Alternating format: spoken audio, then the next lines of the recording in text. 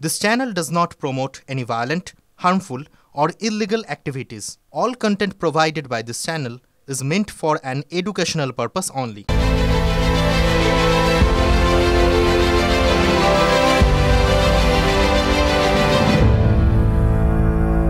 এতক্ষণে আপনারা সবাই জেনে গিয়েছেন এই রাজ্য থেকে দুই মোস্ট ওয়ান্টেড জঙ্গিকে ধরা হয়েছে এনআইএ এবং রাজ্য পুলিশের যৌথ অভিযানে। এই যে দুজনের ছবি দেখতে পাচ্ছেন, 1 মার্চ বেঙ্গালুরু ব্লাস্টে যারা মূল অভিযুক্ত, এরা ধরা পড়লো আর রাজনীতি খোলস ছেড়ে বেরিয়ে পড়লো। আপনারা জানেন বাংলার সর্বত্র রাজনীতি আর ঠোঁট কাটা বরাবর বলে রাজনীতিতে সবচেয়ে গুরুত্বপূর্ণ হচ্ছে টাইমিং। কিন্তু তাই বলে এই 2 ঘন্টা যে এত গুরুত্বপূর্ণ হবে কে জানতো। এই 2 ঘন্টাকে ঘিরে বনবন করে পাক খাচ্ছে বাংলার রাজনীতি। ব্যাপারটা কি আসুন আরেকটু ভালো করে দেখাই আপনাদের। রাজ্যের মুখ্যমন্ত্রী মমতা বন্দ্যোপাধ্যায় এই 2 মোস্ট ওয়ান্টেড জঙ্গি ধরা পড়ার পুরো কৃতিত্ব এই রাজ্যের পুলিশকে দিয়েছেন এবং যারা 2 ঘন্টায় ধরেছে এই দুজনকে শুনুন। ওদের একটা ছেলে আছে বেশি ফোড়ং কাটে, ফোড়ংবাজ বলেছে ব্যাঙ্গালোরে একটা বোমা পড়েছিল, লক্ষ্ণৌ কর্ণাটকের, আমাদের এখানকার নয়। 2 ঘন্টায় বাংলায় লুকিয়েছিল, 2 ঘন্টার মধ্যে আমরা ধরে দিয়েছি আমাদের পুলিশ। মুখ্যমন্ত্রী বললেন আর তারপরেই বিরোধীরা রেড়ে করে ময়দানে নেমে পড়লো, যেটা একেবারেই রাজ্য পুলিশের ক্রেডিট নয়। ঠোঁটকাটা সেদিকে যেতে চায় না, ঠোঁটকাটা বলতে চায় অন্য কথা। আমি ধরে নিচ্ছি রাজ্যের মুখ্যমন্ত্রী যা বলেছেন তা 100% ঠিক। 2 ঘন্টায় পুলিশ পেরেছে খতরনাক 2 জঙ্গিকে ধরতে। এ রাজ্যের পুলিশ মানে পুলিশ পেরেছে, পুলিশ পারে, মানে এ রাজ্যের পুলিশ দারুণ দক্ষ। তাহলে প্রশ্ন তো ঠিক এখানেই করতে চায় ঠোঁটকাটা, যা কিছু পুলিশ পারে না। মুখ্যমন্ত্রী বলছেন এ রাজ্যের পুলিশ সুপার, তাহলে পুলিশ যা যা পারে না, পারেনি, তা নিয়ে প্রশ্ন ওঠে না? দেখুন, যার মধ্যে অন্যতম 2 ঘন্টায় 2 মোস্ট ওয়ান্টেড জঙ্গিকে ধরতে পারে এ রাজ্যের পুলিশ, কিন্তু শাহজাহানকে ধরতে 52 দিন লাগলো পুলিশের। কেন? দেখুন, 2018 সালের দাড়িভিট কাণ্ড 2018, এটা 2024। পারেনি পুলিশ কিনারা করতে এ রাজ্যের পুলিশ, যে পুলিশ 2 ঘন্টায় মোস্ট ওয়ান্টেড জঙ্গি ধরতে পারে। আরও আছে দেখাই আপনাদের। পুলিশ পারেনি এমন আরও উদাহরণ, ভূপতিনগর, যেখানে বিজেপি কর্মী খুনের কিনারা হয়নি, এনআইএ দিয়েছে আদালত, কারণ পুলিশ পারেনি। আরও আছে মথুরাপুর, আজই সামান্য একটা এফআইআর তৃণমূল প্রার্থীর বিরুদ্ধে পুলিশ নেয়নি বলে স্থানীয় একজন আদালতে চলে গিয়েছেন। আদালত ওসিকে শোকজ করেছে, কারণ পুলিশ পারেনি। পুলিশ পারে বলছেন মুখ্যমন্ত্রী, উদাহরণ দিয়ে দেখাচ্ছেন, মানছি তা 100% সত্যি। পুলিশ তো পারেও নি, পারে না। তাহলে যা কিছু পারে না সেগুলো চায় না, নাকি পুলিশের হাত পা বাঁধা? বিশ্বাস করুন, আমরা সাধারণ মানুষ বিশ্বাস করতে চাই আমাদের প্রোটেকশনে পুলিশ দক্ষ, পুলিশ সব পারে।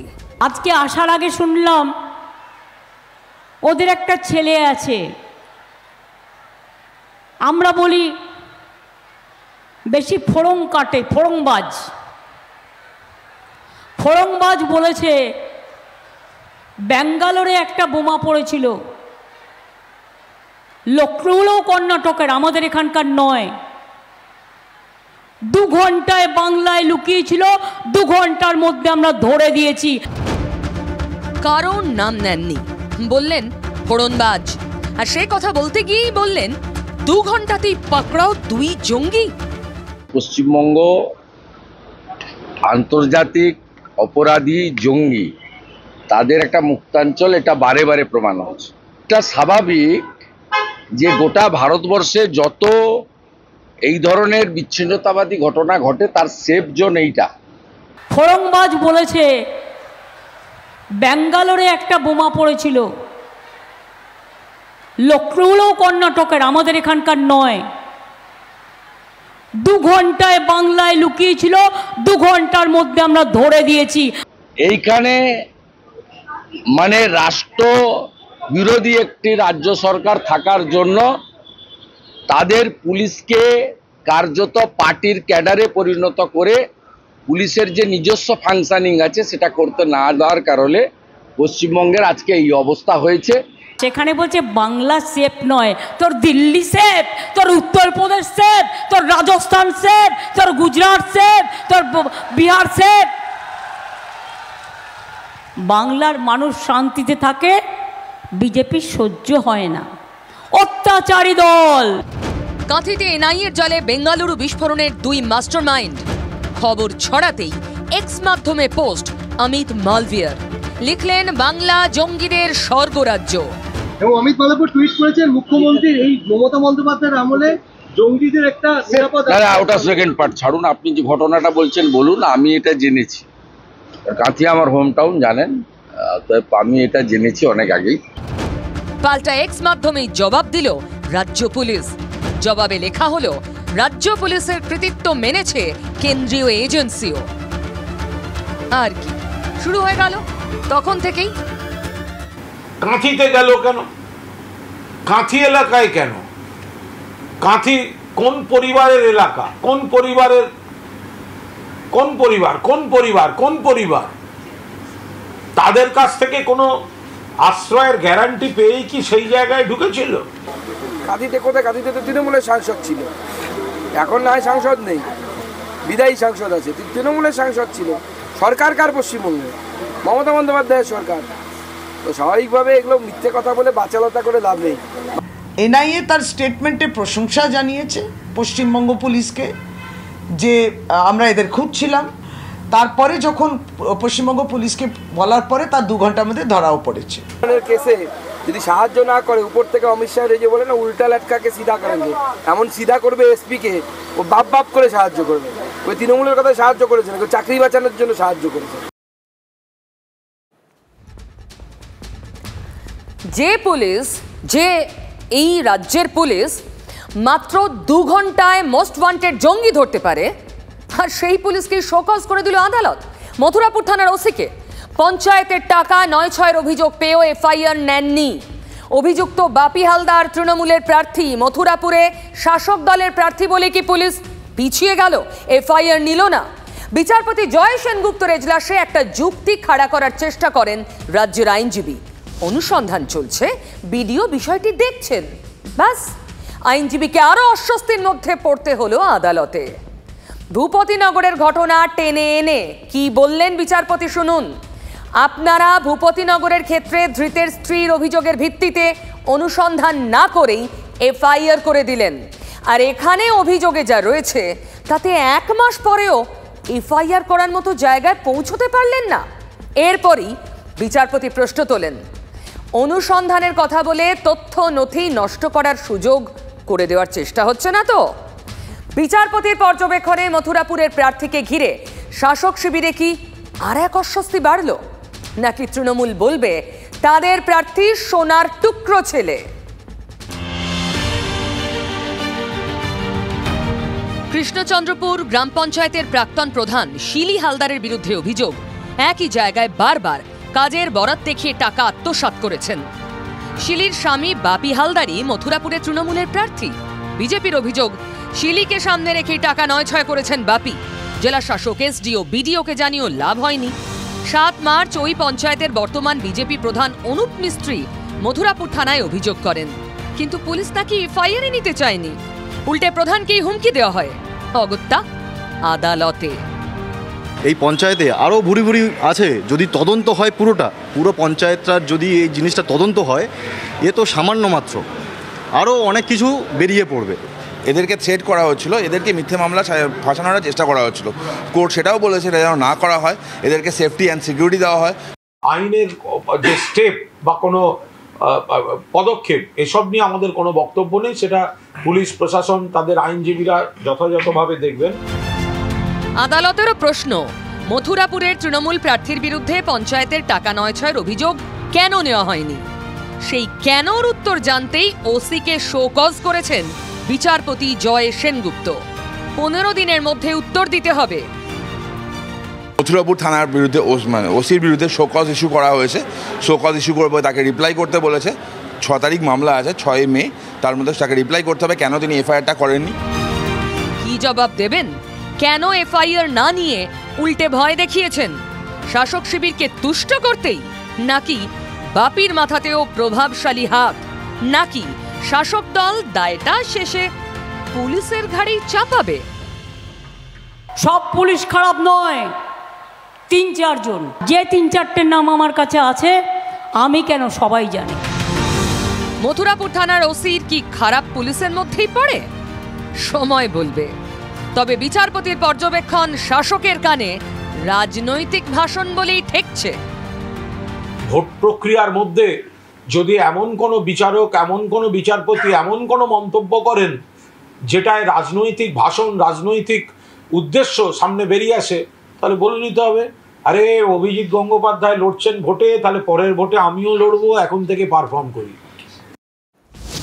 শুধু কি পুলিশ, এ রাজ্যের টপ মোস্ট আমলা যারা, তাদের আজ কোর্ট যা বলেছে চমকে যাবেন। দেখাবো সেসব। তবে ওই মণিমাণিক্য এত পাচ্ছি না চতুর্দিক থেকে, সেগুলো না দেখালেই নয়। যেমন ধরুন বর্ধমান, দুর্গাপুর, এখানে সবচেয়ে বেশি মণিমাণিক্য। 83 বিশ্বকাপ জয়ী টিমের অলরাউন্ডার বনাম 19-এর ভোটে বিজেপির তাক লাগানো রেজাল্টের ক্যাপ্টেনের টক্কর। বিজেপির প্রার্থী কাল গিয়েছিলেন তৃণমূলের অনুষ্ঠানে, আজ দেখালেন চেলাকাঠ। তারপর লাল মেঘ দেখে এড়ে গরু কি করে, গরম কড়াইয়ে ভুট্টা ফেলে দিলে। দেখুন শেয়ানে শেয়ানে। চেলা কাঠ কেন, গোটা কাঠও দেবো। আমরা চুপ করে বসে থাকতে আসিনি, যে যা ইচ্ছা বলে যাবে আর চুপ করে থাকবে, ওই দিন চলে গেছে। বিজেপি পুরোপুরি জবাব দেবে। बोलिए ना, ऐसे सालू वालिया 5 साल कहाँ था, इसको मिदनापुर से पैकिंग करके यहाँ क्यों भेजा, और ऐसे सालू वालिया को यहाँ से पैक करके आसनसोल क्यों भेजा। আমি আপনারা জিজ্ঞেস করেছিলেন যখন আসি যে আপনারা পিছিয়ে আছেন বর্ধমান দুর্গাপুরে সার্ভেতে, আমি বলেছিলাম 1 সপ্তাহ পরে সার্ভে করুন। সেটাই হয়েছে, আমরা এগোতেই থাকবো, ওরা পিছোতেই থাকবে। আমি যেটা বলেছি, কীর্তি আয়াত অনেক বড় বড় কথা বলেছেন, বাংলার না জেনে, বাংলার লোককে না জেনে নমিনেশন করতে করতে উনি বুঝতে পারেন কোথায় দাঁড়িয়ে আছে। इस बार तो जीत 2 लाख से ऊपर की होगी, और यहीं दक्षिण में ही 50,000 से ऊपर हो जाएगा, वर्धमान दक्षिण में। আর কি করা যাবে, লাল মেঘ দেখলে গরুতে লাফায়, দৌড়ে, দেখেছেন কিনা, এড়ে গরু লাফায় খুব, তো লাল মেঘ দেখছে। मुझे दिलीप घोष के लिए समय नहीं है, मैं पागल लोगों के बारे में नहीं बोलता हूँ। एक कढ़ाई में भुट्टा, मालूम है भुट्टा, आप भुट्टा जानते क्या होता है? भुट्टा मकई, वो मकई का दाना निकालते हैं ना जब, और कढ़ाई को गर्म कर दो और उसमें मकई का डालो तो करता फट फट फट, उसके बाद ख़त्म हो जाता है। वही उसका हाल है, उसके बारे में बात मत कीजिए। চাখান চাখান চাখান চলতে থাকবে এসব। তবে একটু আগে আপনাদের বলছিলাম না, অস্বস্তির ছিদ্র অনেক, কটা ঢাকবে এ রাজ্যের শাসক দল, এ রাজ্যের সরকার। মমতা বন্দ্যোপাধ্যায়ের মুখে একটু আগে আপনাদের শুনিয়েছি, যিনি বলছেন উল্টো করে ঝুলিয়ে সোজা করে দেবো, এ কথা কি শোভা পায়? স্বরাষ্ট্রমন্ত্রীর উদ্দেশ্যে বলছেন মুখ্যমন্ত্রী। আর আজ তাঁর প্রশাসনের যারা উচ্চস্তরীয় আমলা, হাইকোর্ট কি বলল তাদের, তা কি মুখ্যমন্ত্রীর জন্য অস্বস্তির নয়? বিচারপতি ডাকছেন, হাজির হচ্ছেন না রাজ্য প্রশাসনের শীর্ষ কর্তারা, না মুখ্য সচিব, না স্বরাষ্ট্র সচিব, না এডিজি সিআইডি। দাড়িভিট মামলায় 3 জনের কেউ মনে করেনি এজলাসে হাজির থাকতে হবে। বিচারপতি রাজাশেখর মান্থা ভার্চুয়ালি থাকতে বলেছিলেন, 3 শীর্ষ কর্তার কাউকে দেখা যায়নি। ক্ষুব্ধ বিচারপতি সশরীরে হাজিরার নির্দেশ দেন। তারপরেই 3 জনের হয়ে ওকালতি করতে এজলাসে হাজির হন এজি, অ্যাডভোকেট জেনারেল। তাতে বিচারপতি খানিক নরম হয়ে ফের ভার্চুয়ালি হাজির হওয়ার কথা বলেন, কিন্তু প্রশ্ন তুলেছেন, কেউই নিচু তলার কর্মী নন, রাজ্যের শীর্ষ আমলা। বাধ্য হয়ে তাদের হাজির হতে বলা হয়েছিল। আগের দিন ভার্চুয়াল মাধ্যমে হাজির থাকতে কে বাধা দিয়েছিলেন? শুধু বিচার ব্যবস্থা নয়, রাজ্যের সম্মানও নষ্ট করছেন এরা। এটা কোনো ব্যক্তিগত ইস্যু নয়, এটা একটা প্রতিষ্ঠানের জন্য খারাপ বার্তা। আপনি বলুন, বিচারপতির এই মন্তব্যে রাজ্যের প্রশাসনিক প্রধানেরও কি সম্মান বেড়েছে? যে মামলায় এই তলব, দাড়িভিট, অনেক আগেই সিআইডির হাত থেকে এনআইএকে তদন্তের দায়িত্ব দেয় হাইকোর্ট। এতদিনেও এনআইএর হাতে তথ্য নথি তুলেই দেয়নি সিআইডি। কেন? সেই উত্তর খুঁজতে গিয়েই তো বিচারপতির এই মন্তব্য।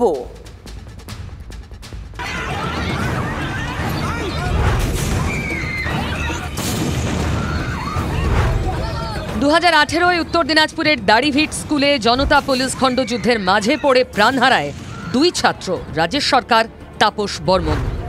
অশান্তি থামাতে পুলিশের বিরুদ্ধে গুলি চালানোর অভিযোগ ওঠে। যে অশান্তির সূত্রপাত হয়েছিল স্কুলে বাংলার বদলে উর্দু শিক্ষক নিয়োগ ঘিরে, তা নিয়ে সে সময় রাজ্য রাজনীতির জল গড়িয়েছিল বহুদূর।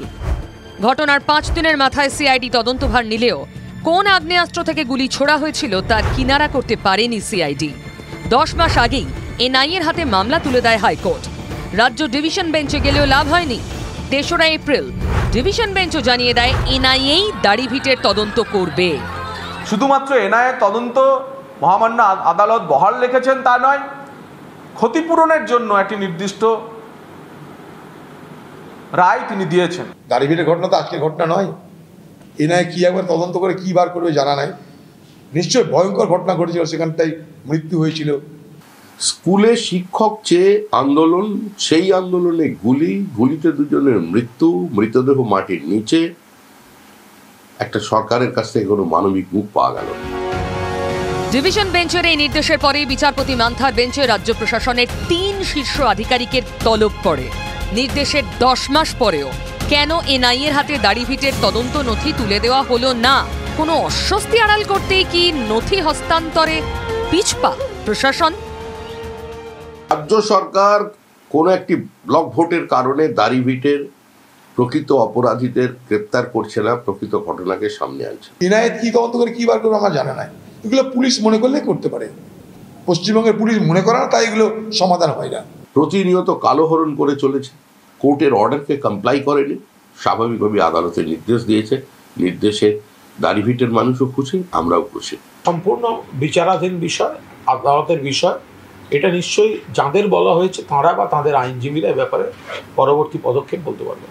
হাইকোর্টে রাজ্যের পুলিশের মুখ পুড়েছিল শাহজাহানকে নিয়েও, শুরুতেই দেখিয়েছি। 52 দিনের মাথায় চোর পুলিশ খেলা শেষ হয়েছে। ধরা পড়েছিল সন্দেশখালীর বাঘ। যদিও বিরোধীরা দাবি করেন শাসক দলের দাপুটে নেতা পুলিশের আশ্রয়ে প্রশ্রয়তেই ছিলেন। যাই হোক, সেই শাহজাহান, সেই দাপুটে শাহজাহান নাকি ইডির কাছে ক্ষমা চেয়েছেন আজ। ইডি আধিকারিকরা বলছেন, শাহজাহান বলেছেন ওই দিন মানে 5 জানুয়ারি আধিকারিকদের হেনস্থা করার কোনো পরিকল্পনা ছিল না। ওই দিন মানে 5 তারিখ সন্দেশখালীতে শাহজাহানের বাড়িতে তল্লাশি চালাতে গিয়ে গ্রামবাসীদের হামলার মুখে পড়েছিলেন ইডি আধিকারিকরা। শাহজাহান বলেছেন, কাউকে মারধর করার কোনো নির্দেশ আমি দিইনি। পূর্ব পরিকল্পিত হামলা বলে যে অভিযোগ করা হচ্ছে তা ঠিক নয়। তবে এলাকাটি যেহেতু আমার, তাই সেখানে কোনো অপ্রীতিকর ঘটনা ঘটলে তার দায়ও আমার উপরে বর্তায়। তাই ঘটনার জন্য ক্ষমা চাইছি। ইডি সিবিআই এর হেফাজত থেকে শাহজাহান কি তাহলে নমনীয় হলেন? মরা মেরে গরু দান করা বলেন, তাই করছে। যদি এই করে বাঁচা টাচা যাই, তার জন্যই বলছে। আমরা চাইবো তাদের যথাযোগ্য শাস্তি হোক। শুধু শাহজাহান খান নয়, শাহজাহান শেখ নয়, শাহজাহান শেখের সঙ্গে উত্তম সর্দার আছে, শিবু হাজির আছে, তাদের সকলের এবং আরও যারা আজকে করে চলেছে, কেন এগুলো হয়েছিল, নেতারা কারা, কাদের প্রশ্রয় করেছিল, কাদের মদতে করেছিল, সব কিছু তদন্ত হওয়া উচিত। টিএমসি ওকে ফাঁসিয়েছে, ওকে দিয়ে ইউজ করেছে, টাকা তুলেছে, ভোট করিয়েছে। এবার বাঁচাবার চেষ্টা করলো 2 মাস, এবার ছেড়ে দিয়েছে আল্লাহর হাতে। ও কি করবে? ওকে ইউজ করে শেষ করে দেওয়া, ও জানে সারা জীবন বেরোবে না।